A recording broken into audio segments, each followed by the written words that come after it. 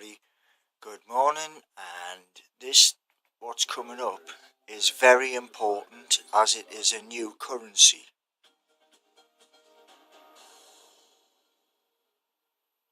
Welcome back to the Best of Bloomberg Technology. I'm Emily Chang. Cryptocurrencies like Bitcoin and Ethereum have been surging this year, causing the interest in digital assets to spike. This week, Bloomberg Technology took an in-depth look at the rise of virtual currencies. We began by looking at what has made the market so volatile. Our Caroline Hyde reports. Cryptocurrencies are in the midst of a record-setting run. Names like Bitcoin and Ethereum have seen their values skyrocket this year. Bitcoin, which is as close to a household name as you can get in cryptocurrencies, has shot up over 350% so far this year. In fact, it jumped from just over $1,000 at the start of the year to over $4,500 recently. And Ethereum, the number 2 in the digital money market, well, it's on the move as well. We see companies across all industries looking at how to use this technology. But it's not been smooth sailing for the virtual currencies. Just look at a recent 30-day snapshot in Bitcoin's price and you can see a roller coaster ride. And back in August of last year, Bitcoin plummeted 13% after hackers stole $65 million. This year, Ethereum also fell upon tough times. We have to remember that this technology is still pretty new, and that causes there to be glitches along the way. But even with the volatility inherent in these new currencies, there are still plenty of promising opportunities. There is a growing mainstream acceptance of the asset class. Big investors like Mark Cuban are already throwing their weight behind new cryptocurrencies and the blockchain technology that underlies them.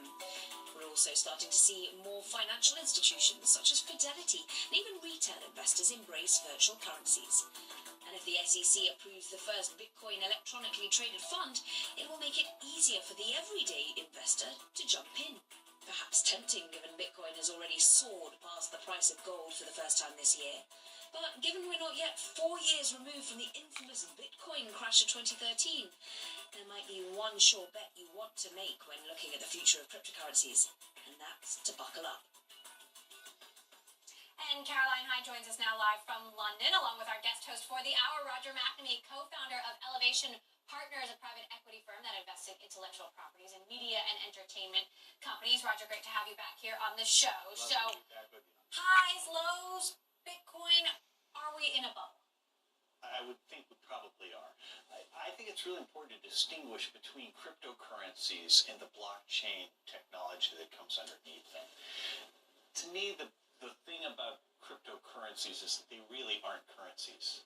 They're really commodities like soybeans or pork bellies or whatever. They're things that people trade to create a return. So what does that mean about the value? Well, it means it's going to always be volatile. I think it's volatile by design. I think it was designed to be volatile. And currencies, by definition, need to have stability.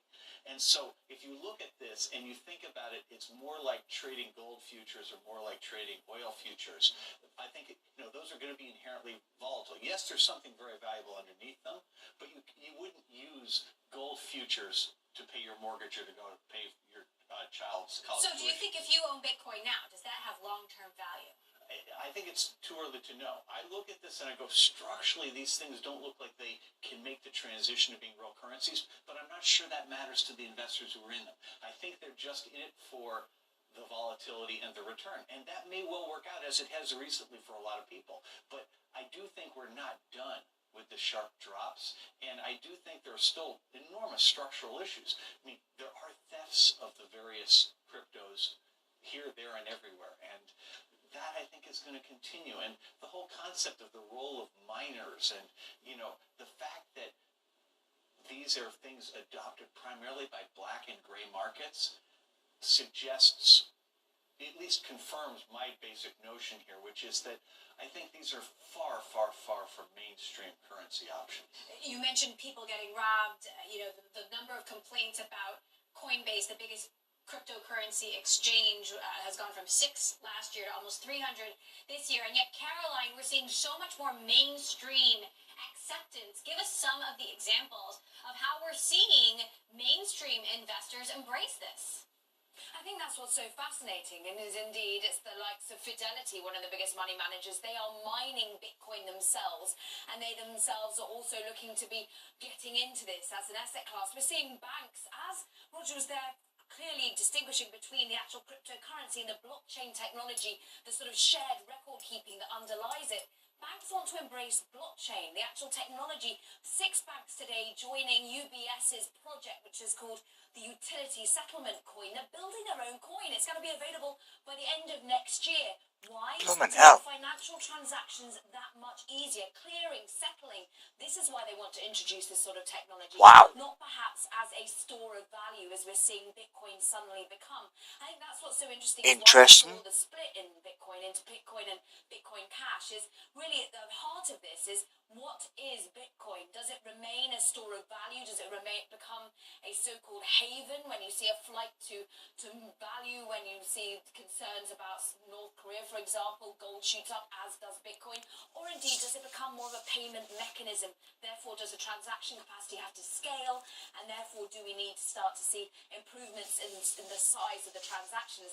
This is how much Bitcoin is beating gold. I think what's interesting is talking about the flood of investors into this market.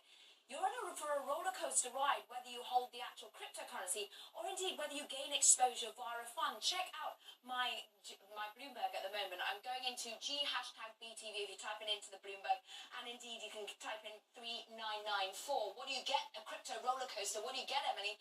You see in the white line, Bitcoin Investment Trust. This is where money managers have been pouring their money who don't want to buy Bitcoin outright. They want exposure. On the bottom half, there is where we see that the 90-day volatility of that investment trust is more than 3 times the volatility of Bitcoin. So whether you want to try and be overall, it seems as though you're in for a rough ride, whether you've got the cryptocurrency or indeed an investment trust. Now, if you look at the run-up in Bitcoin, it is dwarfing the run-up that we saw before the tech bubble, before the housing bubble. Roger, is that a concern? Well, only if you're long Bitcoin. If you've already taken your profits, you're sitting there going, not a problem at all. I look at this, and when you talked about $170 billion of interest in this category, that's why, That's an awful lot of money. Coming in. Clearly, people are going to, why are we having this segment right now? There's a lot of interest. Right. The trick here is, at least for the viewers who are watching this, to separate the commodity of Bitcoins from the notion of a cryptocurrency. A currency needs to have stable value, and I just don't think you're going to get there from this. Then the third piece, and this is the one I'm excited about, is the underlying blockchain technology.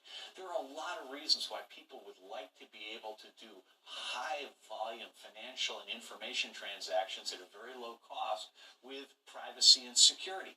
Blockchain technology offers that promise, and I think everyone is excited by that. And Yeah, that's the main thing. These banks or other financial institutions actually try to create a currency, try to create a stable store of value that would be, that would rival a national currency, because that is the promised land that I think so many people are hoping to go to. Now, when it comes to the blockchain, there's all this talk that it could not just revolutionize financial services, but real estate, but giant technology companies that hold stores of data. And sale of information, right? So where do you think the blockchain could be the most revolutionary? I look Or at is that an exaggeration? Too early to tell. Yeah. To me, what's exciting about it is that it is like the internet before it. It's a distributed system where scalability is not a problem.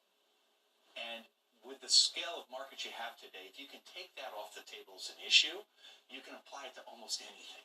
Now, what remains to be seen is which markets will find this most appealing. And in its current state, the answer is only experiments, right? Consumers are not yet interacting with this regularly, but a lot of money's been raised. We're going to run that experiment. We're going to see. And I look at this and I go, to me, that part's really, really, really exciting. It is, yeah. And it makes it worth Very going true. through what I think is going to be further issues around the so-called currency part of this discussion.